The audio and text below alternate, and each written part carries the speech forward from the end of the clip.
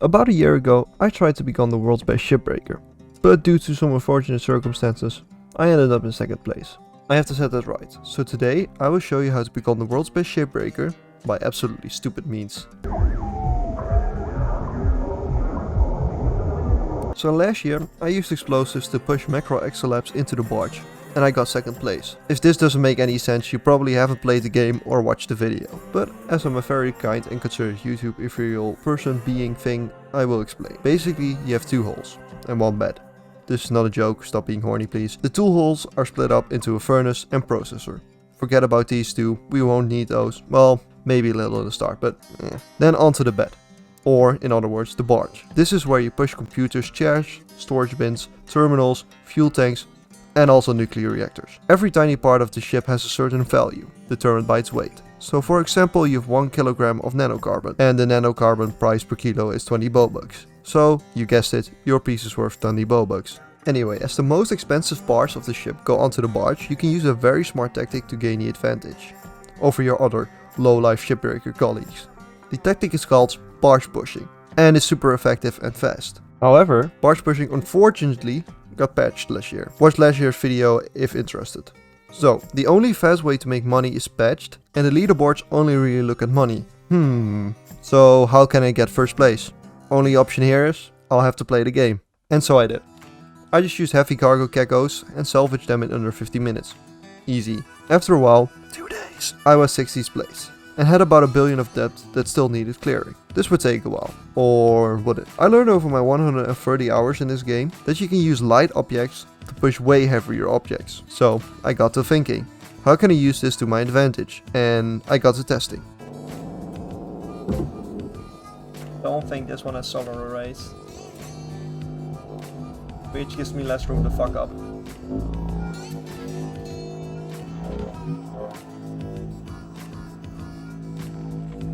Get up in there, boy. Get up in there. Get up in there.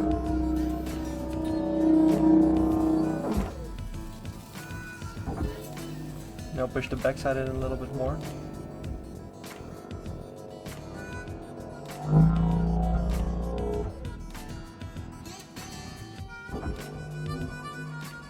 Get down here. Get down here. Fuck. Yes. It just works.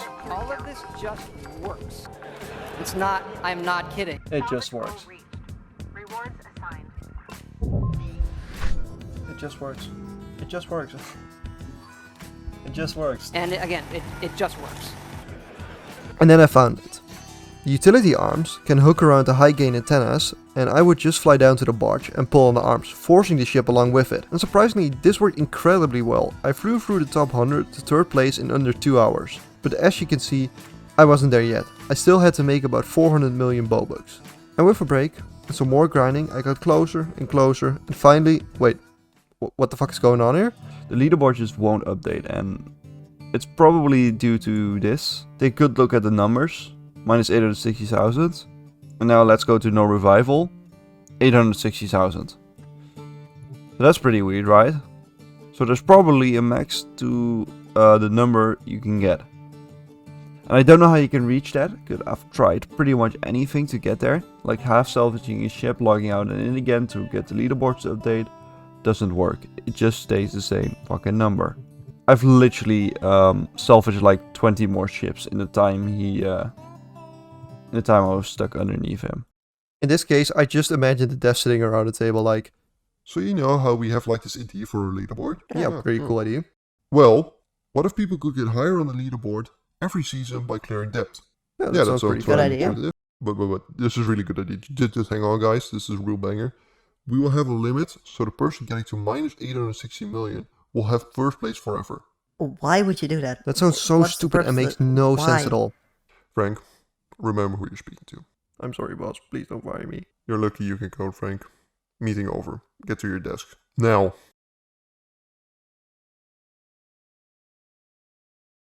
So at this point I gave up and I wrote the script. And I got halfway into recording it. Like 3 days had passed, but then I remembered.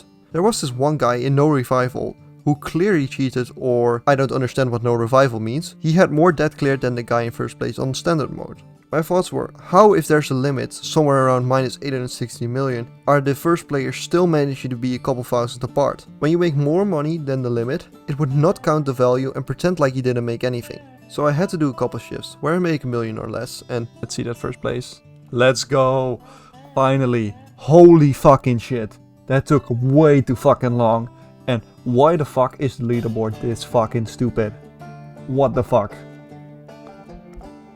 Let's fucking go, man. Let's fucking go. Let's fucking go. sorry if this video was a bit shorter than expected, but this video did take me about 7 days to make, which I won't get back because of the stupid poo-poo head of a leaderboard. Feel free to use this glitch as much as you want, who knows? Maybe one of you watching can get first place for themselves and dethrone me. But that's all for now. I appreciate you watching and liking and sharing and subscribing and leaving a comment and sharing and liking and subscribing and sharing and reposting on Reddit and sharing and liking and reposting and sharing and subscribing and liking and bye!